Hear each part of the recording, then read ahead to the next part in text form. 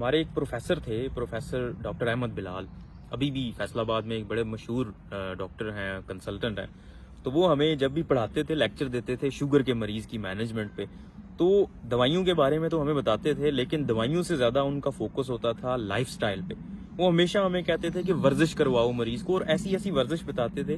ہم اس ٹائم ہنستے تھے کہ یار ان کو کیا ہو گیا. ایک دفعہ مجھے یاد ہے کلاس میں وہ کہتے ہیں 2 جگز لینے ہیں مریض نے، ان میں پانی ڈالنا ہے اور ان کو ایسے ایسے کرنا ہے آپ نے، ایسے ایسے. اس سے جو ہے وہ ان کا جو ہے نا کچھ نہ کچھ مسلز استعمال ہوں گے. تو ہم ہنستے تھے کہ یار بندہ جائے باہر گھومے پھرے، کوئی دوڑیں لگائے یا جم میں جائے. لیکن اب سمجھ آتی ہے کہ ہر کسی کے پاس وسائل نہیں ہوتے، کسی کے پاس مالی وسائل نہیں ہوتے، کسی کے پاس ویسے صحت ہی اتنی نہیں ہوتی کہ وہ چل پھر سکے. تو ایٹ لیسٹ بیٹھا ہوا ہے، چارپائی پہ ہے یا جہاں پہ بھی ہے، تو وہ بیٹھ کے ورزش کر سکتا ہے.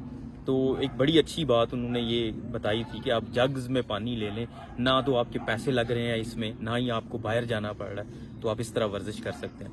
تو ورزش کو اپنی زندگی کا حصہ بنائیں، چاہے آپ کو شوگر ہے یا نہیں ہے.